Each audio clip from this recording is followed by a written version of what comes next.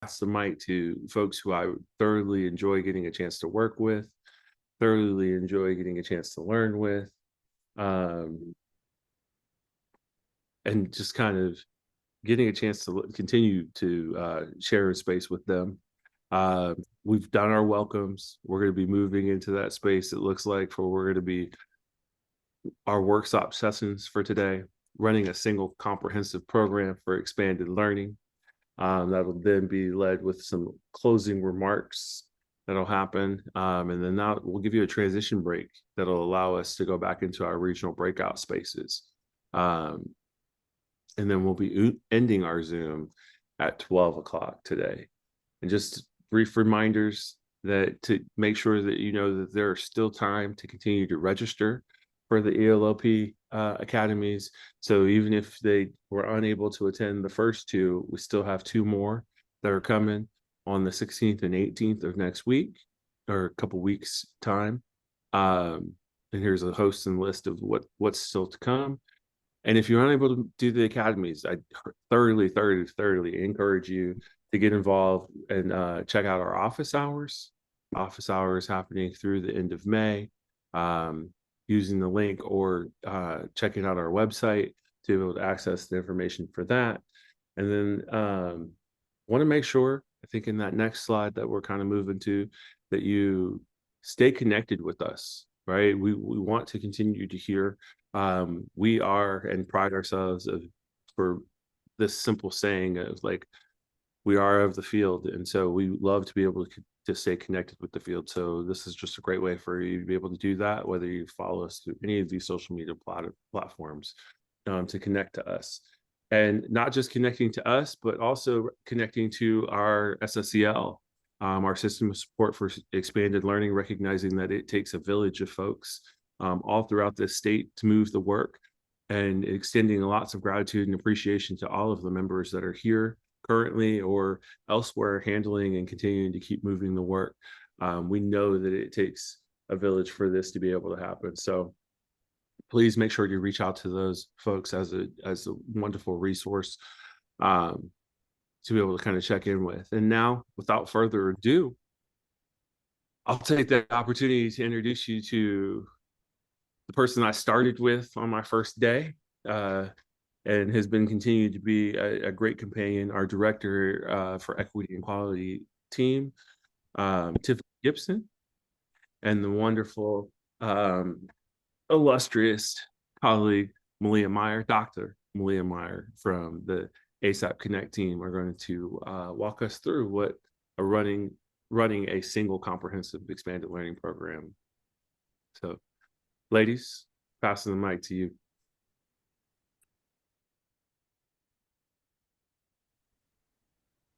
Thank you, Troy. I think I'm making my way to a spotlight soon.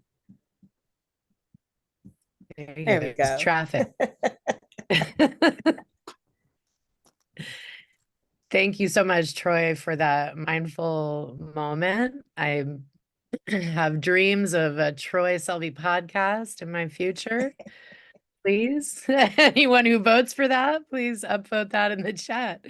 So Tiffany and I are here today to talk about one single comprehensive program. So Tiffany, do you want to introduce yourself a little bit? Yeah, I can. So first off, thank you, everybody. Beth Pine for president, as she said, the wise and wonderful Tiff and Melea the marvelous. I've been with CAN for coming up on 7 years soon. And one of the things that I think has been really interesting with my journey and our exploration in this work is that it is becoming so incredibly clear to everyone else how important expanded learning is.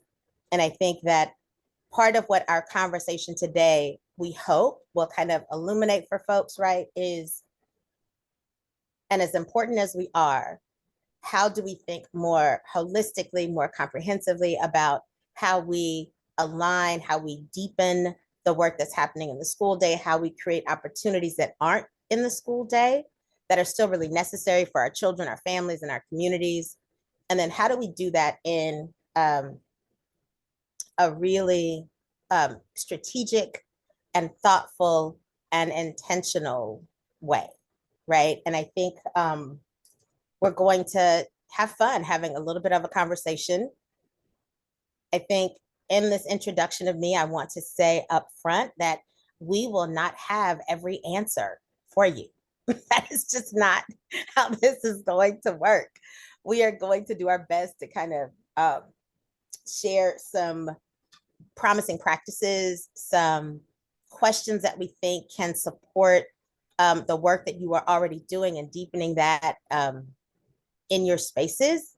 But truthfully, it's just like we're going to try to share some things and create space for you all to really explore what do you really want to look like, and honestly from a more aspirational perspective, right? Like, how do you really dream bigger about what it really means to comprehensively serve and support young people in your communities? Melea, why don't you tell them a little bit about you and what you hope we're going to kind of accomplish today? Thank you, Tiffany. And that's definitely a place where I try to stay in that aspirational thinking as much as possible. I am Melea Meyer with ASAPconnect, and prior to that, I was also with Region 1 with the System of Support. And I've been in the specifically expanded learning field for also about 7 or 8 years, but in the field of education for more decades than I'm willing to admit at the moment. But with that experience, I've had an opportunity to see the system from just a variety of different perspectives. And I'm really excited to share the newest perspective that's come to me in a local story around a school that was really built around this idea of how do we serve children and families? How do we grow a community together around the values of a whole town in partnership? And how do we make that seem, feel, look, and act like one comprehensive program? So what I can say is that I don't have the answer to that question, but I can share a lot of learning that has happened and acknowledge that we all are very much in that learning space. Something that struck me yesterday in some of the conversations was that everybody's saying, well, I'm new to this, I'm new to ELO-P, and we're all new to ELO-P, even if you've been doing ACEs 21st century since the beginning. We're all new to this and we're here to learn together. So that's what I'm really excited to do today. And what you can expect in this session is some context setting, some time to calibrate, and some approaches to definition. So Tiffany, do you want to talk a little bit more about that and get this conversation started? Yeah, so what we want people to think about is how we're going to hold this conversation today. We know that a lot of people have wanted to have this conversation, and what they really wanted was, tell me how to do it. Tell me how to create this one comprehensive thing, knowing all of my context. The truth is, our state is so big, we don't know everyone's context. So we wouldn't be able to come up with one right way to do this. So that's step one. There is no one right way. You all will understand your context better than us. You all will know who your partners are, who they aren't. You all will know the strengths and challenges of your districts, of your communities. All of those things means that what you will create for your own community will be special and specific to that community. We also want you to know that today's conversation is meant to spark how you think about the dialogue that you need to have with partners in your community. I think that's really important. One of the things that we've seen, especially when ELO-P first was shared with the field, is people went into a room and created and designed a thing, and they did it alone, and they were really worried, and because they didn't know what to do, and they didn't know what the expectations were. What we're saying is, don't do this in isolation. This work is meant to be shared because it's meant to be driven by your community. So the more you're in dialogue and partnership with them, the more likely you are to be creating programs that actually meet their needs. Last thing is, the definitions that we're going to use today are just meant to level set our conversation today. We aren't telling you that you're about to have like we're going to give you every definition that now you will use in perpetuity, right? Like that's not what it is. We're going to be really specific and explicit with language so that in this conversation, when we say apples, you see and hear apples, and not red apples, but green apples, right? So we just want you to kind of remember that. So the purpose of the dialogue today is that we all leave this conversation understanding our intent, and hopefully it's having the impact on you that we chose. So things to kind of hold in this. And we're going to be saying it because, you know, we love appreciating adult learning styles. The same thing, a lot of different ways. So we're going to talk about braiding funding. We're going to talk about one comprehensive program from a couple of different perspectives. One, comprehensively looking at your entire school day, before school, during school, and after school. Like, how do we really look at that as a structure? And then how do we ensure that we're utilizing each of those components to give students what they need? The other way we're going to look at it is, now when you're just focusing on your expanded learning program, how are you leveraging the different funding that's there to create this one comprehensive experience? The other part that we think is important for you to hold too is understanding that there's a lot of times when we say things, and that's at the system level, to districts and to even programs about, well, you know, that's a local decision. I actually had someone say to me that I'm so tired of y'all saying that. What does that really mean? So we're going to talk about what that means, but also why it's not a bad thing, and why some of the work that's needed in our local spaces is that you all have to own that, and you have to drive what those local decisions are. So remembering, we're going to talk about braiding funding. We're going to look at comprehensive programming from not only the entire school community, but also within your expanded learning program. And we're going to be mindful that, and all of that is driven from the local decisions in your community. And I just want to acknowledge, thank you, Sterling, always having our back in the chat, because he is the man with the real CDE vetted definitions. And that's where you can find that legal language for those of you who really need and want that. We understand that is very much a part of what we do in education. And so while we're going to be talking about braiding funding and what that looks like at the programmatic level and the experience and what kind of local decisions might mean, it's also important to get a founding and an understanding of the California funding context. In these academies, we talk a lot about the Transforming Schools initiative and the various programs that are being backed by the governor's budget in a variety of different ways. And while this seems new, while it seems like it maybe came out of COVID, it's decades in the making as part of the shift to local control, accountability, and a new funding formula, which is intended to wrap around the whole child and the whole family to provide the foundational supports for basic needs that we know affect student outcomes.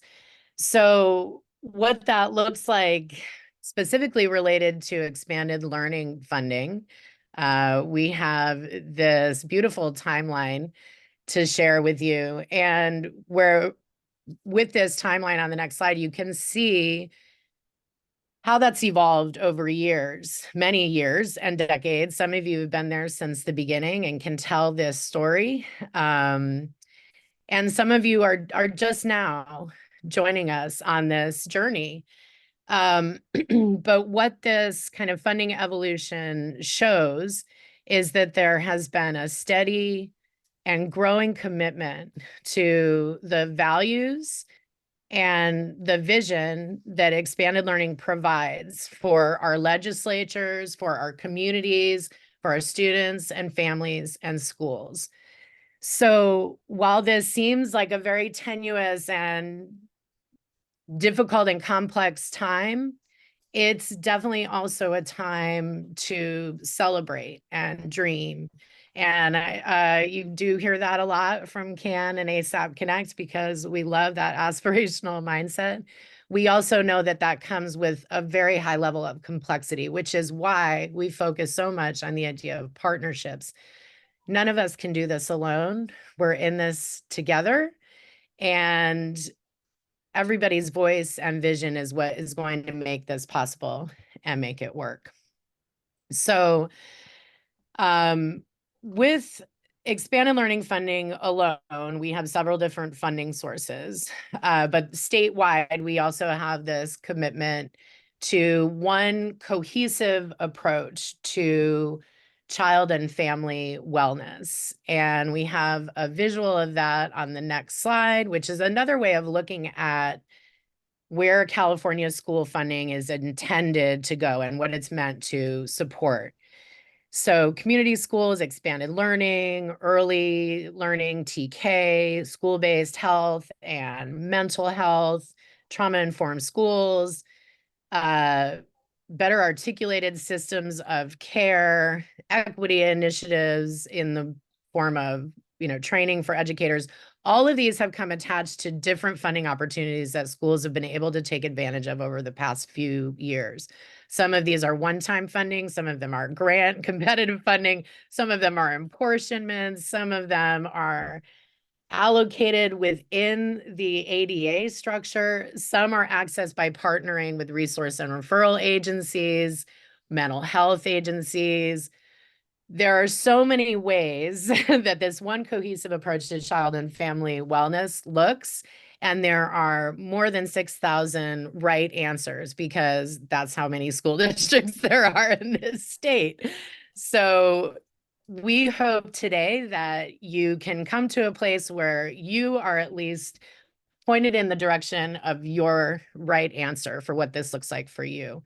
And we have a little bit of a braiding story to tell, but before that, I want to turn it over to Tiffany to just add anything or, No, I yeah. think so for everybody, we wanted to set the context, right? Like it's interesting when we talk to people, and I don't think that they think that we understand the level of complexity with which they're dealing, right? And I think that that really is important for us to acknowledge, that we know this is not an easy conversation, nor is it an easy thing to do.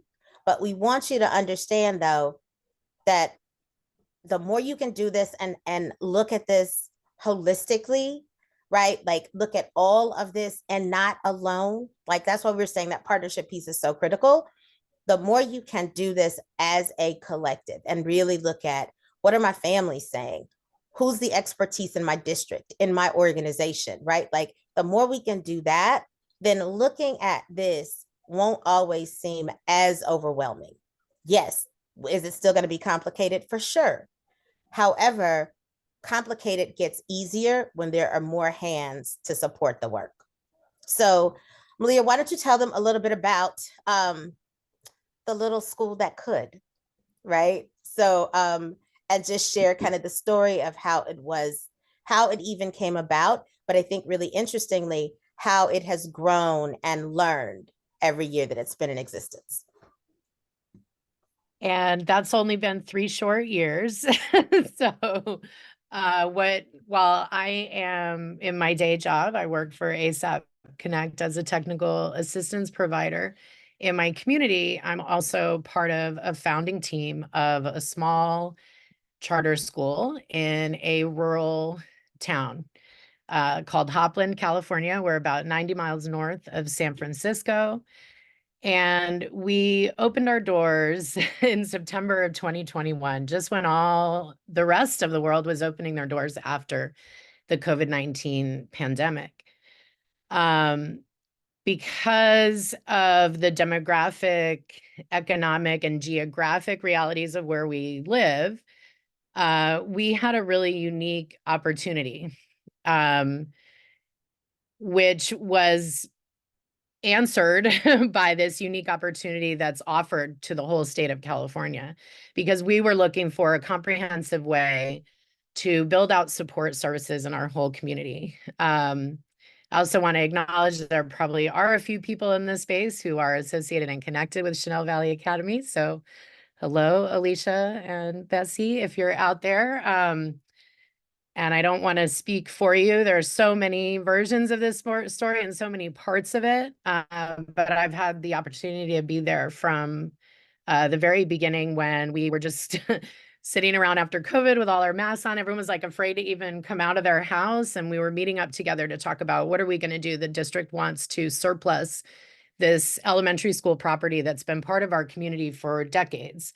All of our parents, aunts, grandparents, folks who've come out to volunteer to help rebuild this school have stories about their memories associated with this land, this place, and this community. Excuse me, I get so emotional about it because this really was built around the heart of what brings me into education in the first place. And that is to serve and to create futures that our children all deserve. So at one small school in California, this means that about 129 students and our staff of about around 40 people have the opportunity to build this school, sort of from rebuild the school. We reopened as a charter. Whereas before it was a public school surplus by the district, we tried to, take it back. And here we are building on the opportunities that we have. We serve about a third Indigenous families from our local federally recognized tribe, the Hopland Band of Pomo Indians, who are living and thriving and growing every day.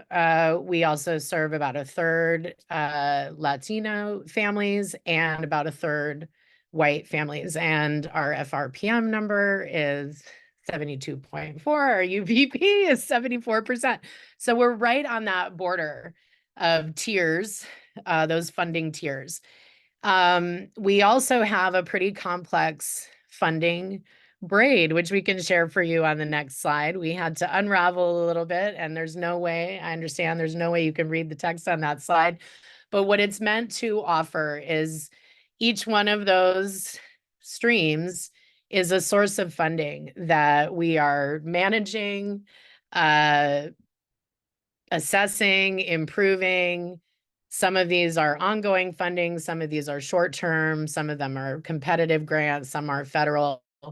And we will be sharing this slide deck for those of you who are interested in looking at more deeply what all those funding streams are, that we're there to support our vision of one comprehensive school, of bringing back outdoor education, STEM, project-based learning, and an inclusive school community to our small town.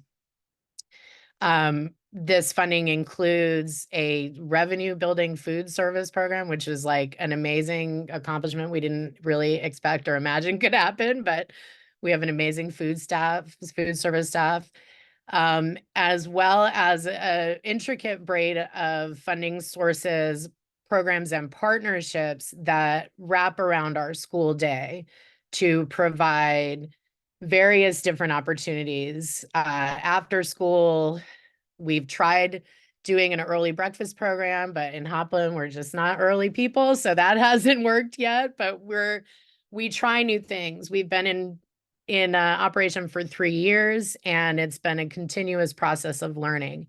And I would love for you all to come visit in a few years when we get it all figured out. But no, I'm joking. You're always welcome. But what I don't want to present is to say, look, we founded this amazing school. It's easy. Anyone can do it, because it's actually, I've learned probably very much the opposite. The only way we've been able to do this is through the broad and diverse and expansive collaborative efforts of a lot of people. So for every one of our 129 students, there are probably 2 or 3 adult volunteers at some layer and at some level of the system. They're parents, they're our community members, they are business owners in our community. We even got our assembly member, because we had to do something with our initial charter. We even brought him and had him advocate for us with the tax board so that we could get our determination letter on time to meet the needs of our authorizer to get our charter approved. So we called in our students, our families, our staff, everybody we could to try to make this happen. And that's the kind of energy that is so unique and beautiful about the field of expanded learning and the folks out there today. Because I know that what we're doing right now is building around that heart and building around that community. So hopefully this can be a little snapshot of the way one school has put together their funding braid and give you a little bit of inspiration and opportunity for reflection about what that could mean for you and your community. So Tiffany's been hearing this story from the beginning. What am I leaving out? Oh, so here's what I want you to kind of share, right? Is so for everybody, I have had the pleasure of going and seeing this amazing community at work. And I think part of the story that I really want Melea to share with you all is the idea that they have an expanded learning program was an evolution of need, right? Like they went, and so they have community schools dollars. That she can tell you some of the kind of critical ones. But one of the things that they acknowledged was through their community schools kind of work and assessment, they realized that expanded learning, they needed a strong kind of after school experience for young people. And so they used that data to drive what kind of activities would be there, when that would start, what kind of staff they needed. So can you tell them a little bit about like how that evolved over time? Well, I would say it was never an option. Our family said from the beginning, we work and we need a program after, most of our parents were saying, well, we need an aftercare program. Are you going to open an aftercare? And we're like, most charter schools open one grade at a time. We open 6 grades and you want expanded learning. Okay, we'll do it. You want a preschool? Okay, we'll figure it out. Right. And we're figuring out in ways that are difficult and not easy and full of a lot of difficult conversations. But grounded in the framework of community schools, which helped us see the whole picture, has been helpful for us to be able to communicate our messaging, make that real to our community and our partners. And again, it continues to be a work in progress for sure. So I think, yeah, no, I was just going to add that one of the things that like what I thought was so amazing about the space was the really kind of highly specified supports that were there, right? Like the kind of farm piece that you're building out, like the things that you had to leverage to get the property ready, right? Like some of those things. I know you know these things. I want you to share these things, Melea.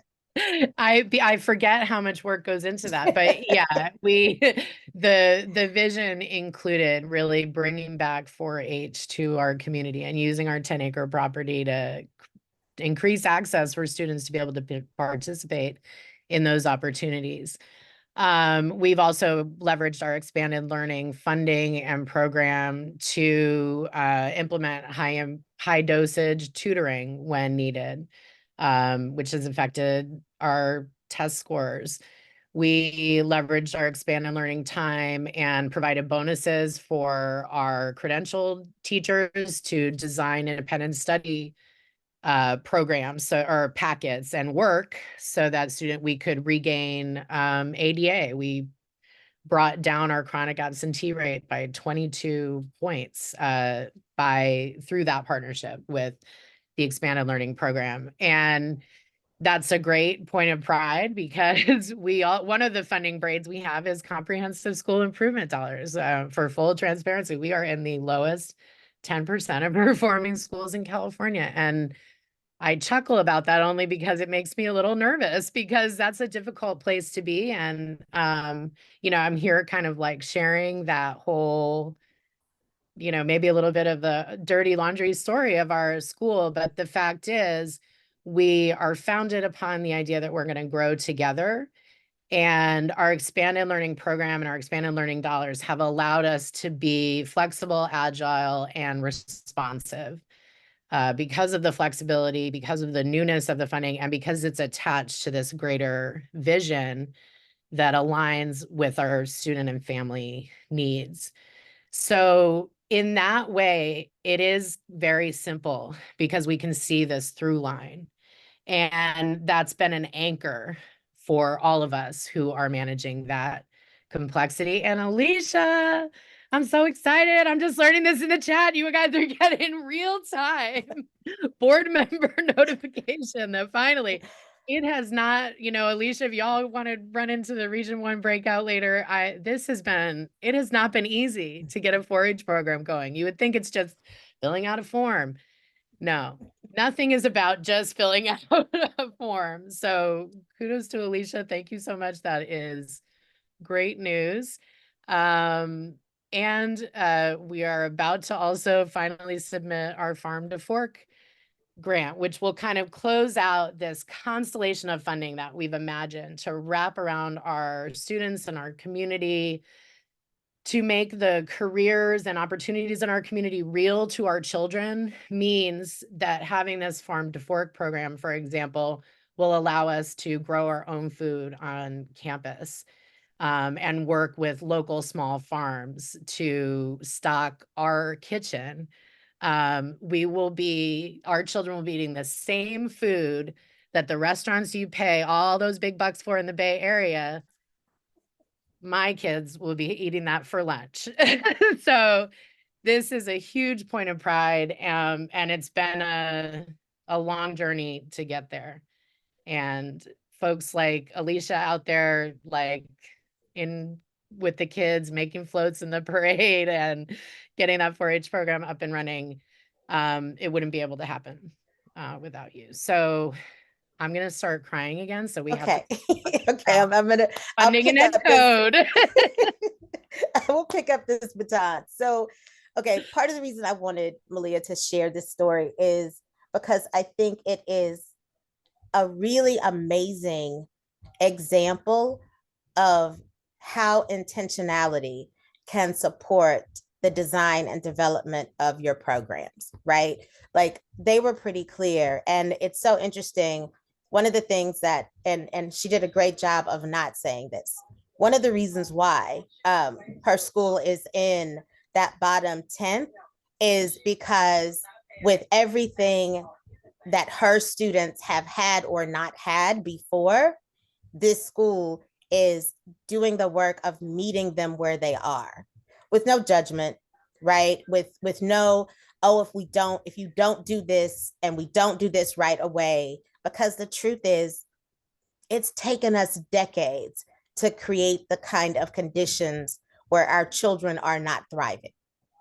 And so to shift those, it's going to take time as well. And I think what Melea's team has done really well, and this is everyone from the founders and the board to the staff that are there, is they've done a really good job of looking at long-term foundational solutions to shift how these young people are going to experience school for time and for years to come.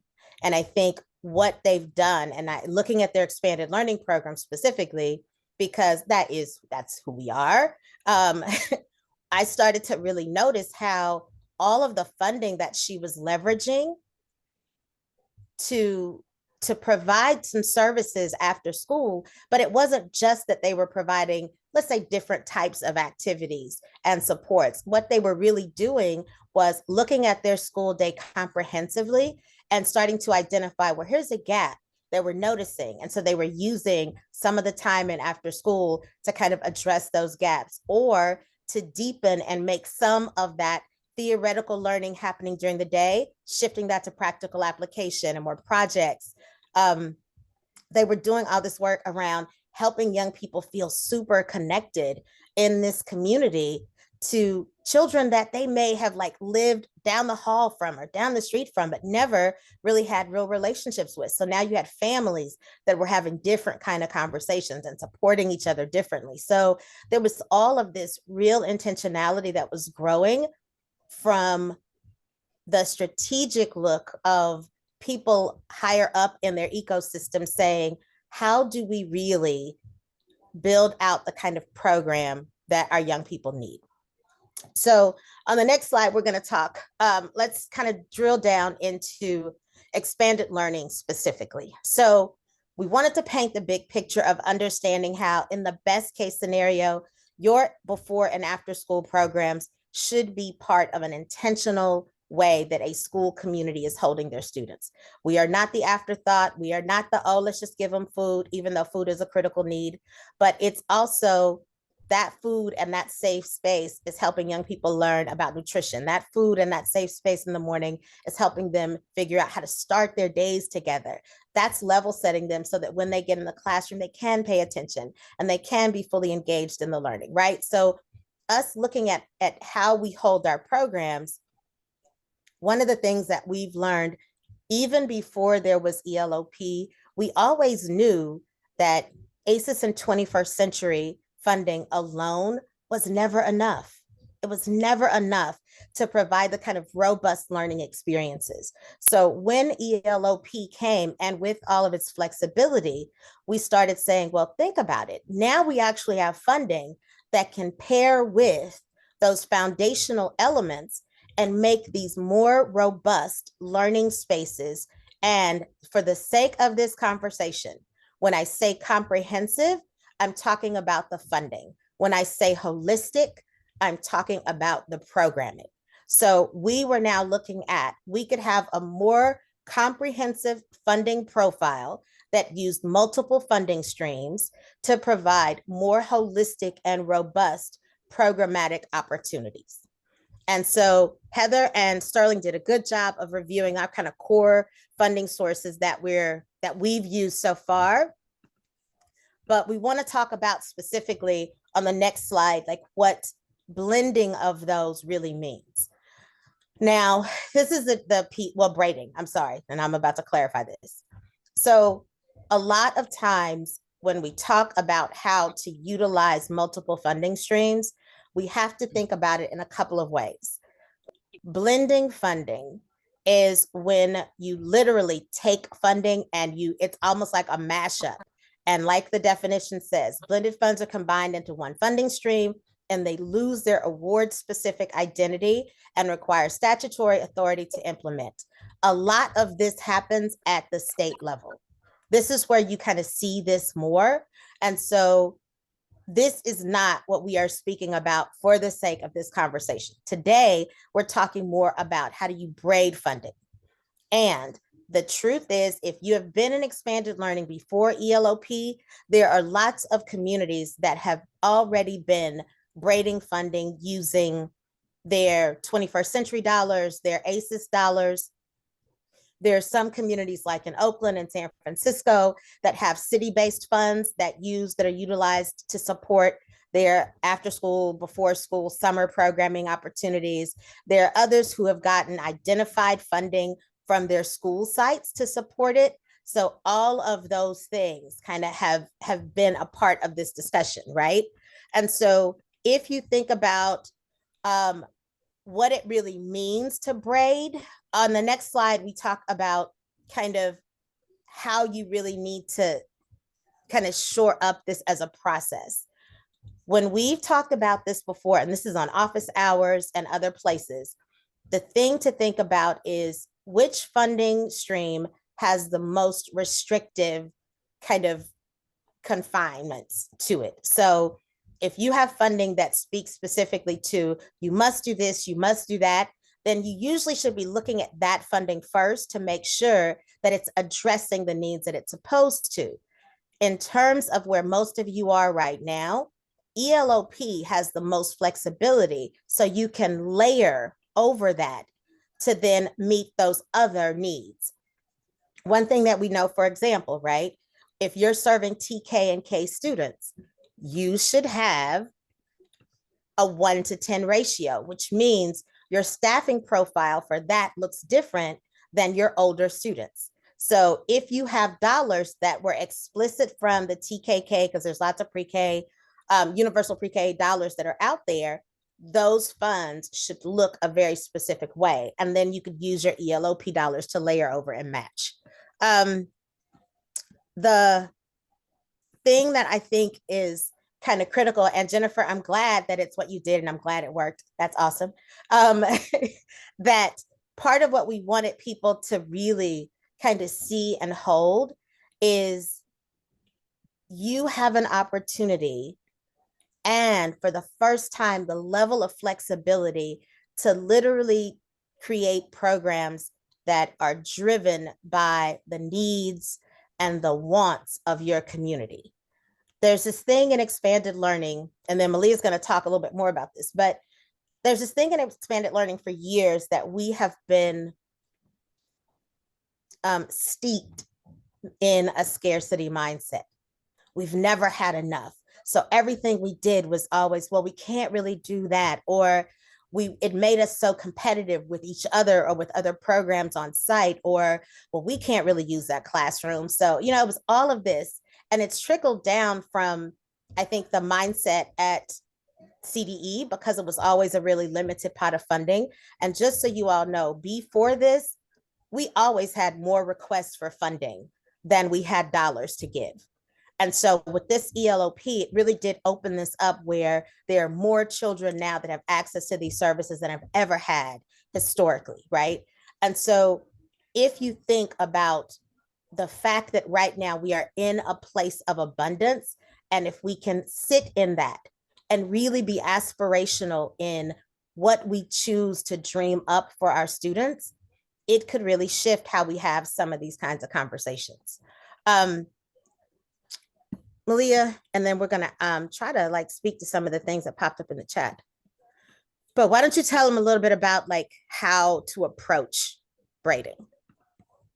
Yeah, so we have, and again, you can have access to these to actually read these full slides. We definitely have a lot of text on here, and we recognize that. But this mindset shift, excuse me, requires an approach that may or may not be familiar, or parts of this process may be familiar to you. Creating a needs assessment, conducting that's a process that we do with varied levels of fidelity in the LCAP, or local control and accountability planning process. It is probably part of your continuous quality improvement process. It may have been a part of when you were developing your expanded learning opportunities plan. And then moving beyond that needs assessment, actually creating a plan where you're getting feedback from all of your interest holders and partners in your community. And with that informed understanding, it makes it easier to seek out those funding sources. And these actions are done by a variety of different people in collaboration. There may be multiple needs assessments that are going out from different people. There will be multiple interest holder groups getting together. But ultimately, this makes its way into one consolidated plan. So as Beth Pine brought up in the chat, right, who is managing all of the guardrails, guidelines, and reporting requirements of these funding sources? That is a very real issue. So for at least one person in this whole system, it's not going to look like a braided, beautiful tapestry. It's going to look like a bunch of separate funding streams with guidelines, with requirements, and ed code attached, right? Potential audit findings. These are very real pieces of each of the funding streams. But for folks in the program side, for students and families, what we hope is that through this collective effort, which goes on to in steps 4 and 5 on our next slide, to create programs that are informed by the whole community, funded in a comprehensive and intentional way that is grounded in that mission and vision and input from the community, and then continuously monitored, assessed, and improved. So again, for a very select few people in this system, there might be more of a compliance-based mindset. But for the majority of the people affected by and implementing a braided funding approach, there should be this comprehensiveness of vision, mission, feeling, and intention. And hopefully that is helping you guys begin to make sense of this idea of one comprehensive program and gaining this understanding of this braiding approach is complementary, I think, to that understanding. Yeah, so here's how, when Melea and I were talking about this, we're not 100% about this image, y'all, but we've been working on it. So on the way that we realized that people were experiencing this, we wanted to try to like draw very real attention to how it's being experienced at different parts of your systems. Melea just said really critically right that if you are if you're in ratio with students or you're the site coordinator, you may not know all of the limitations of a specific funding stream, right?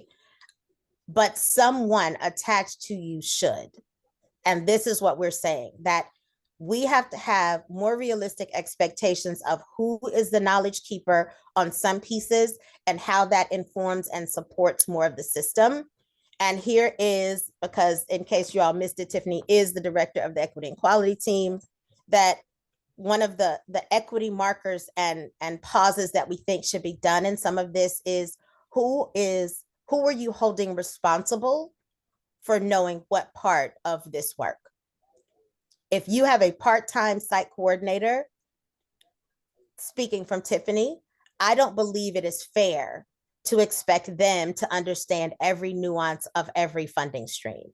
I do believe that they should understand why things are the way that they are, and they should be able to look at they're the translator between what the kids and families are needing and then what the actual community-based organization or district leadership is actually saying, well, here's the things that we have to get done. Here's some structures that you have to fit within.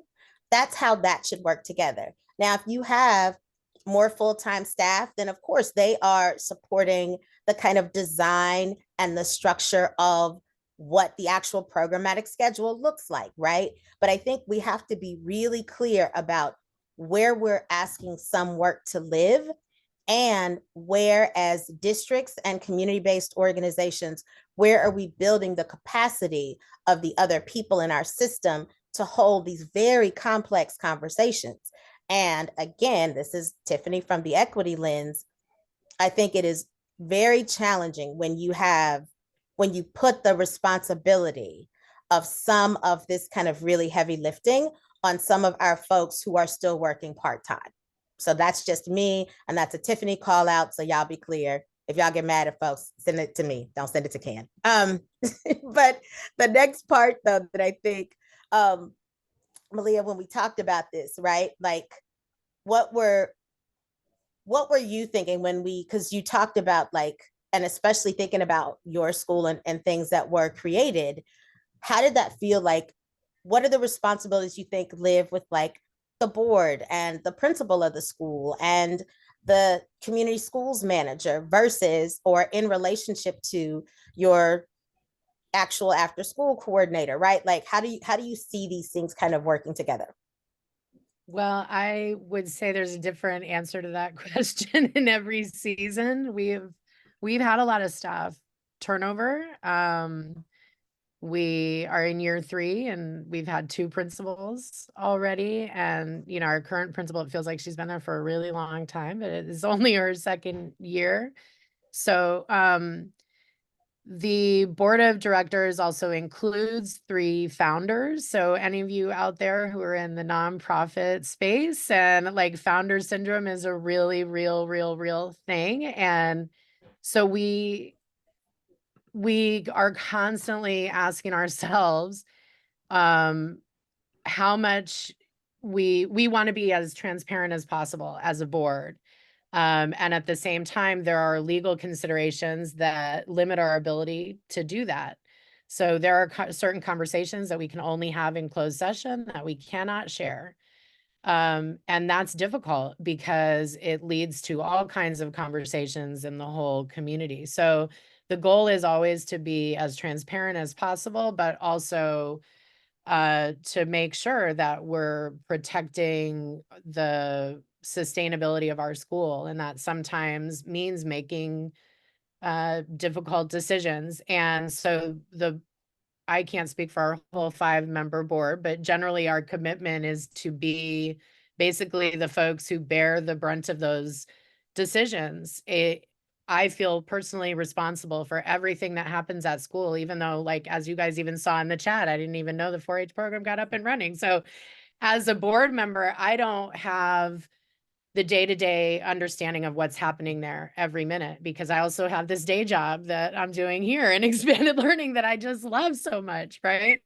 Whereas Alicia out there is on the ground day to day. And so I really lean on the flow of information coming from students and families, and that's where those needs assessment are so important. And both Jennifer and Jeff Davis have brought in the chat this idea of partnership. And I don't think we can underscore, highlight, or put a pin in that enough.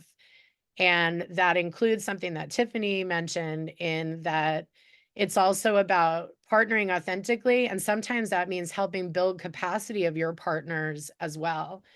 Because we're growing as a whole community around shifting our mindset around what school is, what it means, what kind of traumatic and or joyful experiences we've had with schools. And those all play into the program experience. But the responsibility for program compliance, the buck stops at the board of directors or the CEO or the superintendent. And so the closer you are to students, what I hope that means is not that you should feel that that information isn't your right to know, but that it's not your responsibility to bear. Your responsibility is those relationships with students, the on-the-ground program experience, and holding those other pieces of how are we build capacity, how are we partnering, lives at all these other levels of the system as well. But we, of course, can only do it together. Yeah, and I think, right, that I think that's really important, that everyone has the right to know, but then it's also being clear about where responsibility really, really lives, right? Melissa, let's go to slide 31. So we've been talking kind of theoretically about this, and we want to kind of bring you back and connect you to, there was a slide that was shared yesterday about kind of like, here's a summer program. We're going to talk through that, but we wanted to start with, but how do we get to that summer program schedule, right? If you're thinking about how to build this holistic program, right, using these comprehensive funding streams, what does that really look like? Well, it still should start from, what did that community actively acknowledge that they wanted to participate or wanted to have access to, right? So to build out the schedule, this is the information that we got from, let's say, a community. The students were clear. They wanted lots of sports and recreation activities. They wanted to really, and for us, that's really a good focus on health and wellness and physical health and wellness at that. They also identified that they wanted some clear arts activities and things that they wanted to like experience. So visual arts and music and theater. But then we also noticed, if that came from families and students, we also had to take into consideration data points from the school community as well. And so some of the school staff priorities were, yes, we want the students to have enrichment activities that really meet them at their interests. And we want some really specific literacy activities and STEAM clubs, because we're noticing that our students are having some challenges and need some supports in reading comprehension and fluency, as well as STEAM. And so once this kind of needs assessment was done, that then resulted in the programmatic schedule that we're going to show, right? And so in that schedule, what you kind of see is the diversity of offerings. We can go to the next slide. And in that kind of programmatic piece, you see, and like I said, this is similar to the schedule that we showed last time. And you all remember what I said at the beginning. There is no only one way. We're just showing you one way that a community took the needs that they identified in their spaces and then created a programmatic schedule that made sense for them, right? And if you notice, the way that I loved about what Sterling and Heather did yesterday is that they showed that there are certain activities that all students have access to. There are some activities that are specifically meant for some of the younger students. There's specific activities that are meant for the older students. But remembering, when you have the younger students and the activities that they need, there's a different ratio. So we have a different staffing structure. And so Melea, can you talk to them about, so if this was a schedule that we had, how would we look at actually braiding some funding to create some of those opportunities? Let's see that next slide. So when I look at this schedule, I think of all these different ways that a braid is happening. And part of that braid is also partnerships, right? We can think about our partnerships as a resource as well, because in the case of the schedule, we just saw, right? We have we have nutrition funding represented. We have maybe school day teachers getting a stipend for providing an art class. We have an enrichment provider. We might have an MOU with that enrichment provider, and maybe we're using a combination of expanded learning funds for that. We might have our principal coming and observing the program that day, and that principal might be funded by as many as 5 or 6 different funding sources, all braided together. And definitely you can bet on that in your small schools. That's how they're funding that principal or those administrative roles. And so this slide that you're seeing right now is kind of an example of what that might look like, right? Nobody loves filling out personnel activity reports or PAR forms. But it's the reality that we live in with the way education funding is as it is today. So this is just one example of what that might look like on the back end when you're looking at the budget and how we're distributing all these different funding streams that are coming in as a braid. And this has been something a lot of our schools have been experimenting with and making local decisions and bringing in partners to envision what that could look like. Many people are creating new roles. Some of you out there are probably employed in new roles that have never existed before in your district. So on the next slide, we have 3 examples of what a kind of braided role would look like. And these are all full-time positions that we're seeing new in the field. You met Alicia in the chat. She's our youth opportunities coordinator at SBA, and that's a whole brand new position that, well, we never had any position before, but in my years in expanded learning, I had never seen a role like this where, though I'm sure it's out there because there are so many different varieties of what this could look like. But as you can see, some of these are classified, some are certificated or classified, depending on the district. Some of these positions might be funded or staffed by a teacher on special assignment or an administrator on special assignment, or in other cases, it's staffed by somebody who's a veteran. They've been in expanded learning and they've moved up the ranks. So we are coming close to our time and we are wrapping up, we promise. So I just want to pass it back over to you, Tiffany, for any more that we're thinking about, trying to give as many like real world examples of what this could look like for you and your program. Yes. And we also have several guiding questions to pose to you all to think about as you move forward and actually make this happen for yourselves or continue to make it happen. Yep. So let's go to the next slide. So one of the reasons why we wanted to like kind of land that thing with showing you that there's different positions that have been created because there's new work, right? There's districts that now have access to expanded learning that never have. There are community-based organizations who are being asked to partner with more districts, so they've had to grow. And not only have they had to grow the staff that provides direct service, they've had to grow supervision and management, right? And so one of the things that we wanted to acknowledge, though, is in this growth, that means that districts have to determine for themselves what it is that they need.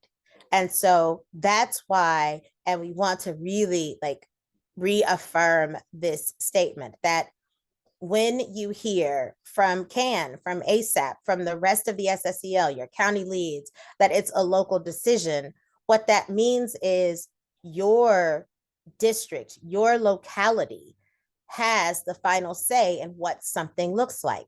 And so the questions that you should ask yourself is, when you ask a question, is there an existing policy about that?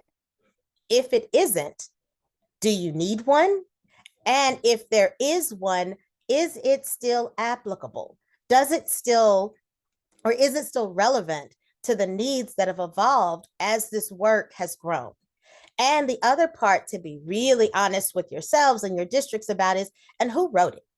Like, a lot of the times we have policy that is written so far from the people that have to implement it that it doesn't always take into consideration the nuance that's there. So what we're hoping that you're really thinking about when you are looking at a challenge that you're facing with the design or the development of your program, who else can you speak to in your ecosystem, in your school community, in your district that really can help you answer those questions?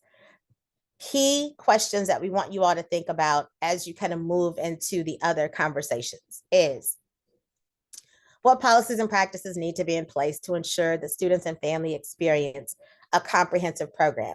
We've been saying this a lot, that when students come to the after school program, so the bell rings, let's say they come into the cafeteria, to them, no matter what funding stream covers the cost of the activity they are going to participate in, they should not know a difference.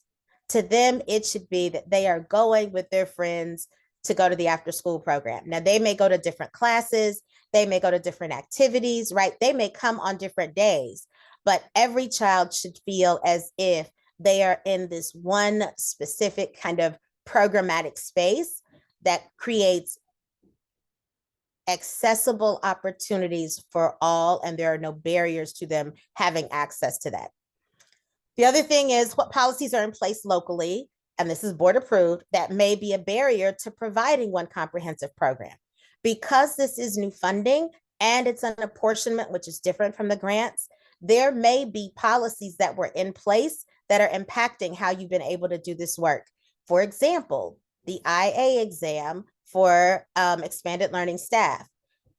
Your district has the right and the responsibility to create that policy that really aligns with the needs that are evolving in your community, which means they can revisit that policy and then create one that feels like it's more in alignment with what your community needs and the actual assets that are available in there.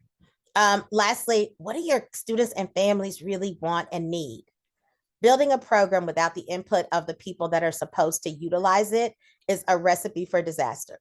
It's going to mean that you're going to have an amazing set of services and ain't nobody coming because they didn't ask for it in the first place. So how do you ensure that the needs of your young people are really centered? Melea, why don't you go through that last key questions for them? Yeah, so then kind of zooming out again and thinking about one comprehensive program, we encourage you to think about, maybe explore this a little bit in your breakout sessions, but what does that look like? It's going to look different. Some of you might be coming from a regional, county, district, school, or program perspective, and all of those perspectives build this greater picture of what your funding braid, your policies and practices might need to be. And always, Bill, thank you for bringing that in the chat. Yeah, this is not about doing for, but doing with and doing in community. So this last question, which I highlighted the need for that region. What does it look like in 2 regions? All the regions are represented in your lives, right? But who makes local decisions and who influences those local decisions? And I would say the power of those local decisions lives in the community. It really lives in the people. That is something I believe in. Truly, it lives in your families. Those are your greatest allies. And in some cases, there are varying levels of degrees of ease in advocating for what your students and families need. But most people, I truly do believe, don't go into education because they want to make children's lives miserable and make things harder for families. So if we can also ground ourselves in some generosity with each other as well. I think we often make a lot of assumptions about what we can or what we should do. And a lot of that lives in legacy policies and legacy mindsets that can change. If we don't believe that we can change our minds and we can learn and grow, then we shouldn't be in the field of education, as far as I'm concerned. And so, here we are again, learning and growing together. We talked about all kinds of stuff, like we were going to give you some definitions, and here we have more questions for you. Uh, but I'm going to put those in the chat, those final questions we're leaving you with. And we also want to highlight the fact that your regional teams exist to help you navigate finding those answers. And your regional team may or may not have all the answers. I mean, none of us, one single person, does in this system right now, but they'll know where to point you, how to point you in the right direction. And in the case of Tiffany and I, sometimes they might just have questions that lead you to find the answers yourself. So our regional teams consist of our County Office of Education, our CDE staff, and then ASAP and CAN are also here to move forward that technical assistance for all of these programs, new and old, throughout this beautiful large state of California that still represents the greatest investment in expanded learning anywhere in the world, on the planet. We are inspiring other states to do the same. I can't not say this, Right. right? It's a beautiful movement that we are part of right now. So thank And you I for being a part of it with me. Yeah, and I think, and if we can, like, last things, and then we'll go to that reflection slide, and I swear we'll be done, Melissa, is, and if we can look at this as an opportunity and not a burden, right? If we really look at what do our children and families need in these spaces, because understanding expanded learning funding is already targeting our most marginalized communities in this state. And so if we can really look at it through, this is an opportunity to get families access to services, not just, and I keep wanting to say programs, but it really isn't that. Sometimes the best thing about what after school does is it puts a caring adult in front of a child that needs that. So if we can remember just those kind of simple things. The last slide, and this is our kind of walk out with things that we want you to hold. Let the children, youth, and families and your community drive the work and set the priorities. Don't be afraid to revisit a policy that no longer serves the work, or don't be afraid to create one where none exists. Partnerships are critical to this work, both at the individual and the organizational levels, and right size your expectations of your people, your programs, and your communities. We're not going to change what it's taken us decades to literally destroy. We're not going to change that overnight, but with consistency of practice and alignment of intentions, we can make shifts that impact our kids and our families in really positive ways. And you're not going to get it right every time, y'all. And that's okay. Learn from it. Try not to make the same mistake twice. And that's what CQI is all about. So thank y'all for letting us share some things, have a little dialogue, and we'll go on the slide deck. Yes, we're going to make it available to you. And we also put some questions that you can ask, like even in your communities, to continue this dialogue and to talk about partnerships. So all of that's going to be attached to this as a resource. Here's our contact stuff. If y'all want to reach out, we're here. And thank you, everybody. We appreciate you. Team. Thank you. We're moving them into a So, little space. Yeah. yeah, we should be moving into breakout. So if you'll be going by regional teams. I think region 1 and 2 are grouped together. The breakout rooms are named to help you navigate where to go. And we've And also I'm got gonna some feedback go to stuff to do. Melissa. So Melissa, there we Thank go. you. Thank you. Thank you. Oh man, Tiffany, Gipson, and Melea Meyer, thank you for such a wonderful presentation and really helping us think how we can do this and support our students in a comprehensive way. There are a lot of additional slides that we did not have displayed for everyone, but they will be included in the slides that we do share today. So no fear, you will have access to all the things and all the gems that they shared with us today. So just wanted to say that out loud. As Tiffany and Melea mentioned, the System of Support for Expanded Learning are an incredible resource for our entire California expanded learning ecosystem. And so highly encourage folks to connect with your regional teams. You can scan the QR code here. Our team will also drop, thank you, Melea, I see it in the chat, our bit.ly in connecting with the SSCL. Thank you for participating in today's workshop. Don't leave yet because we have regional breakouts that will start in just a moment. Please drop us your feedback on how today's session went. Tip though, if you are planning to attend our 3rd and 4th sessions on April 16th and April 18th, I recommend completing this survey after those. But if you're only attending for today, feel free to drop in your feedback. You can scan the QR code and we'll also drop the link in the chat. And again, as they mentioned, CQI, continuous quality improvement, is what guides us in making these types of learning opportunities quality and high quality for our field. So thank you for your feedback. All right, so we are going to jump into regional breakouts, and this is an opportunity for, if this is your first time joining us and participating in regional breakouts,